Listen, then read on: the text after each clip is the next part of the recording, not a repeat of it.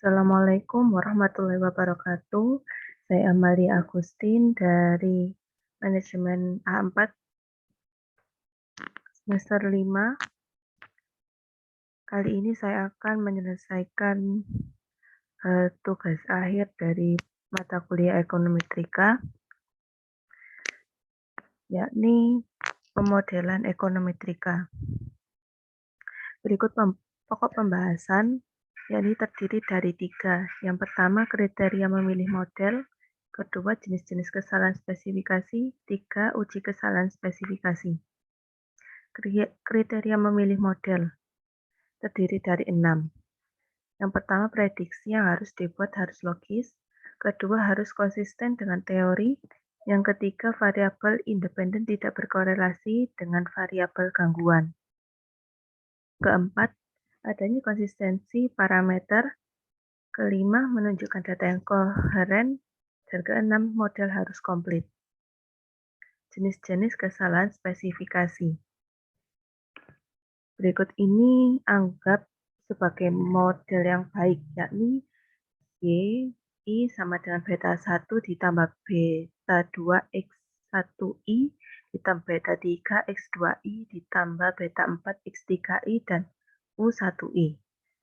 Kemudian yang pertama, mengeluarkan variabel yang relevan, yaitu YI sama dengan dari beta, kemudian berubah menjadi alfa, kemudian beta 4 dan X3I ini dihilangkan, dan hanya menyisakan sampai alfa 3 X2I.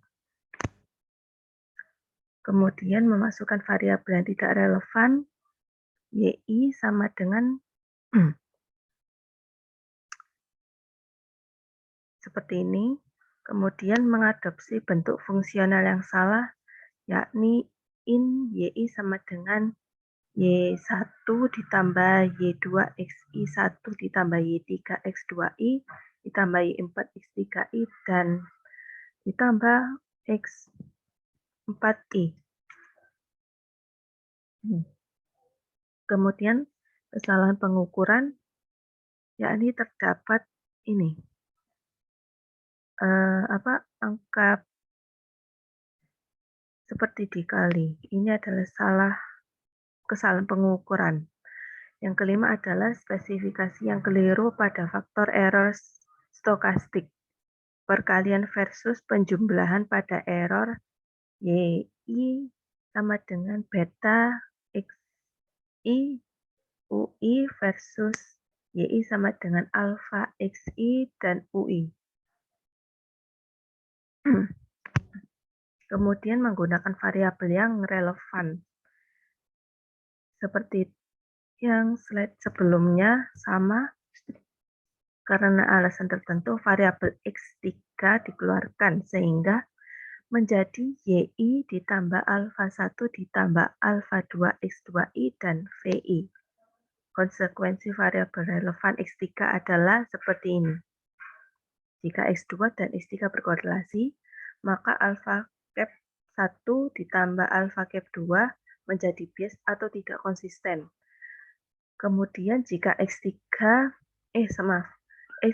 dan X3 tidak berkorelasi, maka hanya A cap 1 yang bias. Kemudian taksiran variabel gangguan yang menjadi tidak tepat. Berikutnya adalah varian A cap 2 menjadi bias terhadap varian beta cap 2. Akibatnya interval keyakinan dan uji hipotesis akan memberikan kesimpulan yang salah, sehingga peramalan berdasarkan model yang tidak tepat akan menghasilkan peramalan yang tidak reliable. Kemudian, memasukkan variabel yang tidak relevan. Maka seperti yang slide sebelumnya juga, YI beta 1 ditambah beta 2 X2I ditambah UI. Karena alasan tertentu, variabel X3 dimasukkan sehingga menjadi seperti ini. Hanya ditambah alfa 3 X3I ditambah VI. Itu. Kemudian konsekuensi dari memasukkan variabel yang tidak relevan X3 adalah estimator OLS dari parameter model yang tidak tepat menjadi tidak bias dan tidak konsisten. Kemudian kedua, taksiran varian variabel gangguan menjadi tepat. Ketiga, interval keyakinan dan uji hipotesis menjadi valid. Namun, A-cap akan menjadi tidak efisien karena varian A-cap lebih besar daripada varian B-cap. Akibatnya, model yang ditambahkan variabel X3 menjadi kurang tepat. Kesalahan bentuk fungsional regresi. Sama seperti sebelumnya, slide sebelumnya. Kemudian karena alasan tertentu, peneliti memilih model log linier, yakni ditambahin YI sama dengan alfa 1 ditambah alfa 2 dikali X2I ditambah alfa 3 kemudian dikali X3I ditambah VI. Terjadi kesalahan pengukuran.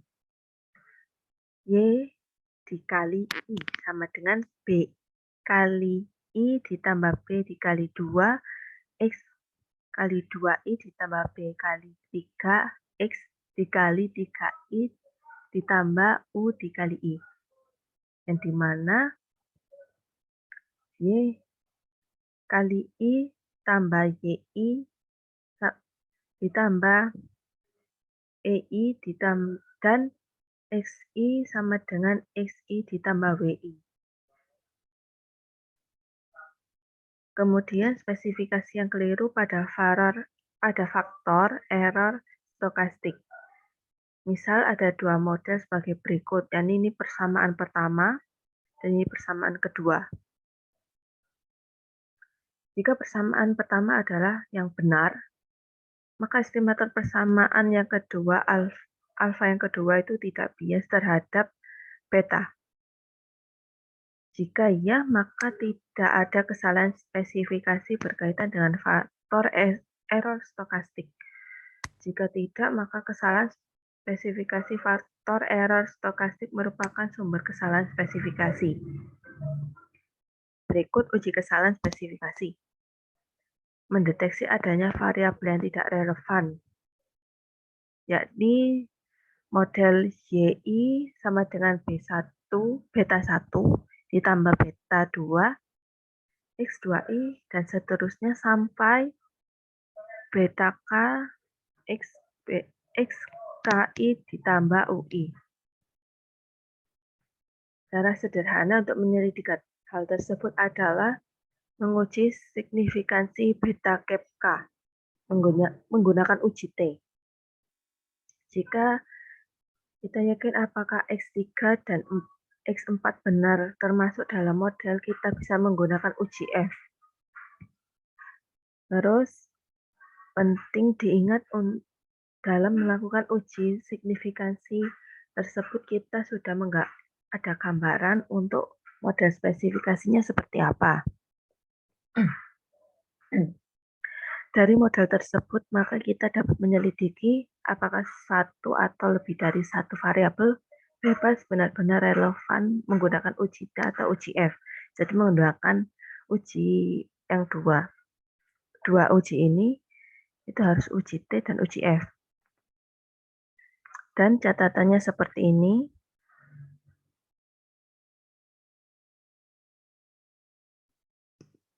Kemudian mengeluarkan variabel dan bentuk fungsional yang salah. Atas dasar teori empiris sebelumnya, kita membuat model yang diyakini dapat mengambil esensi dari subjek yang diteliti. Kemudian, selanjutnya kita lihat hasil statistik seperti Adjust R2, T rasio, tanda dari koefisien estimator, dan Durbin-Watson D, dan sebagainya. Jika hasil diagnosis tidak terlihat bagus, maka kita perlu mencari untuk mengatasi masalahnya. Mungkin dikarenakan mengeluarkan variabel yang relevan, menggunakan bentuk fungsional yang salah, dan lain sebagainya. Untuk menentukan apakah ini cocok atau tidak, yang disebabkan oleh model, yakni kita dapat digunakan beberapa metode seperti uji residual, uji Durbin-Watson, D, uji Ramsey-Reset, uji Lagrange multiplier, LM, atau untuk penambahan variabel. Salah satu metode uji Ramsey, uji kesalahan spesifikasi regresi, misalkan model regresi adalah YI sama dengan beta 0 ditambah beta 1 dikali X1I. Langkah-langkah uji Ramsey adalah lakukan regresi persamaan di atas, kemudian dapatkan nilai estimasi Y. Jadi, mencari estimasi Y dulu, kemudian regresi kembali persamaan di atas dan masukkan nilai Y sebagai variabel independen dalam berbagai bentuk Ramsey, menyarankan dalam bentuk pangkat N plus 1, sehingga dapat diperoleh persamaan seperti ini. Langkah selanjutnya, hitung atau peroleh nilai F dengan formula F sama dengan R beta 2 dikurangi R T2 dibagi K1. Kemudian dibagi lagi dalam kurung 1 dikurangi RB, kemudian dibagi lagi N dikurangi K2. Kemudian contoh soal. Contoh soal di sini menyajikan model statistika atau model ekonometrika. Untuk menyajikan hubungan antara pengubah konsumsi dan pendapatan secara eksak, disajikan model ekonometrika sebagai berikut, yakni Y sama dengan beta 1 ditambah beta 2X ditambah U. Ini adalah model regresi linear. Kemudian cara mengumpulkan datanya diperlukan untuk menduga parameter model ekonometrika, yakni mendapatkan nilai dari model beta 1 di beta 1 dan beta 2. Kemudian YI itu personal consumption expenditure pada tahun pada tahun tertentu. Kemudian X1 gross domestic product US pada tahun atau tahun tertentu. Dan tahun I-nya itu adalah dimulai dari 1981 sampai 1996. Seperti ini.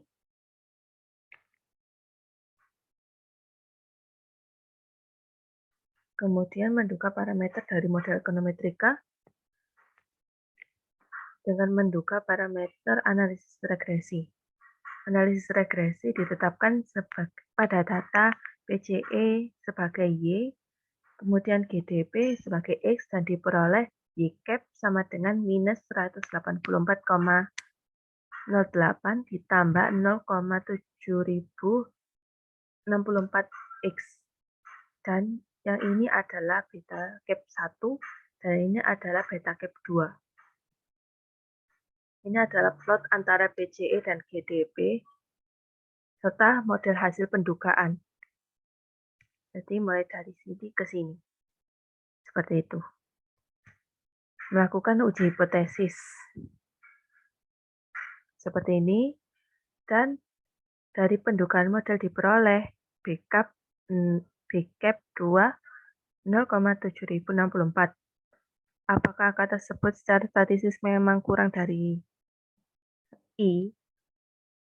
Statistika pengambilan keputusan, statistika inference atau uji hipotesis statistik. Melakukan peramalan jika model hasil pendugaan nyata secara statistik. Kemudian meramal nilai perubahan yang tidak bebas PCE konsumsi untuk waktu periode tertentu yang akan datang berdasarkan nilai pengubah jelas GDP, yakni pendapatan. Dan seperti ini, sudah dapatkan hasil seperti ini, Y cap pada tahun 1997, yakni min 184,08 ditambah 0,7064, kemudian dalam kurung dikali 7.269,8 sama dengan 4.951,3167. Kemudian menggunakan model untuk kebijakan ekonomi. Jadi pemerintah ingin mencapai tingkat konsumsi sebesar 4.900 billion dolar. Berapa rata-rata pendapatan yang harus dicapai untuk tingkat konsumsi tersebut? Maka konsumsinya itu tadi 4.900 sama dengan minus 184,8 ditambah 0,7064 X. Jadi X-nya ini 4.900 ditambah minyak diturunkan jadi plus. Jadi 184,077,9.